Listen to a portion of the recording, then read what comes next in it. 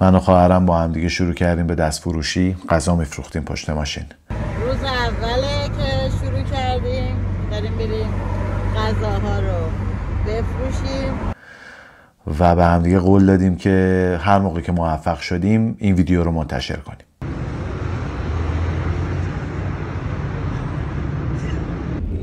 بیخیال شد جا زده. خدای به امید تو. قبل اینکه کل ویدیو رو ببینیم با هم دیگه میخوام بگم که آدم ها نون استمرارشون رو میخورن. خرید ظرف و ظروفا داریم انجام میدیم. چه ظرفا؟ خیلی ظرفامو خوشگله شب ما نه. شب قراره غذای خوشمزه درست کنه منم برم بفروشم. میگفتم بابا ظرفش فقط فلان تومن پول ظرفشو. یارو میگفت من میخوام ظرفشو بخورم. ما برای که کیفیتش بالاتر باشه رفتیم اینا رو جدا جدا خریدیم، خودمون بسته بندی میکنیم. پژمان الان نیست، تانیا دستمالو میذاره با نمک، پژمانم من گرفت.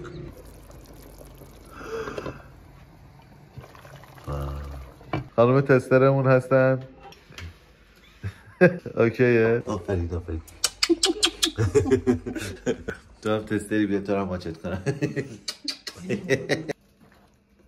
این برای مرغ عالیه. خب ما داریم میریم غذاها رو بفروشیم.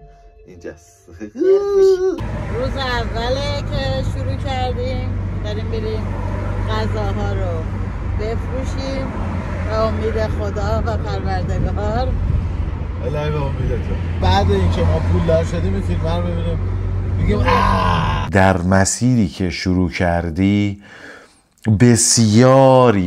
بسیاری از آدم ها میان میگن که خودتو مسخره کردی، نمیدونم فلان زشت برای تو، برای شخصیت تو، برای فلان. غذا خانگی شروع شد فروشش. شام اومدیم بساطمون رو پهن کنیم، یه یارو اومد گفت آقا من یه غذا میخوام فلان. بعدش هم وایسادن زن شوهره بود داره شماره گرفتن. بعد ما گفتیم وای چی شد، ترکوندیم. الان نیم ساعت دیگه همه رو فروختیم، یه نفر هم نیومدن. سومی جاییه که داریم عوض میکنیم و یه دونه فروختیم. 20 تا درست کردیم یه دونه فروختیم. نهایت بارون گرفت و ما داریم برمیگردیم. 5-6 تا فروختیم. خدا بده برکت. ولی خب 5 تا پیش فروش کردیم. 5 تا چی کار میخوای بکنی؟ صحبتی نداره. شما نظرت چیه؟ چیکار کنیم؟ فردا به نظرم زندگی رو تجربه کنیم. اگر ما ادامه داده بودیم اون اتفاق رو احتمالاً الان نتیجه های خیلی باحالی دیده بودیم، چون به محض اینکه شروع کردیم حرف بزنم. چی بگم؟ میخواستیم ببینیم میتونیم پشت ماشین غذا بفروشیم، یعنی شقایق غذا درست کنه من بفروشم که حالا شقایق خودش هم امروز اومد. دیدیم کار ما نیست واقعیتش. ما میخوایم با کیفیت بالا کار کنیم. ظرفامون ماکروفری، ماکروفری، برنج ایرانی، زعفرون، نمیدونم چی فلان، رون مرغ درسته، حتما سمین باشه، نه فلان باشه. میگفتیم بابا ظرفش فقط فلان تومن پول ظرفشو. یارو میگفت من میخوام ظرفشو بخورم. البته راست میگفت، ولی خب به هر حال چیزی از کیفیت نمیشه. نه. تو کار پشت ماشین و این داستانا کیفیت اصلا چیز مهمی نیست. معنایی نداره. آره. قیمت ما خیلی بالا نبود. ما مرغ داشتیم میدادیم 120 تومن، قرمه سبزی 110 تومن.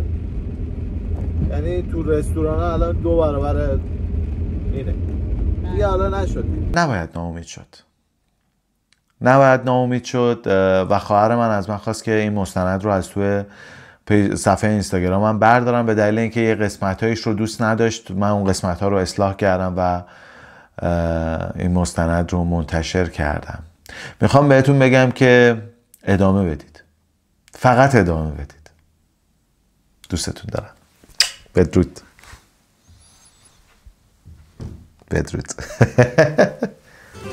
عزیزم قصه نخور، زندگی با ماست. اگه باختیم امروز و فردا که برجاست.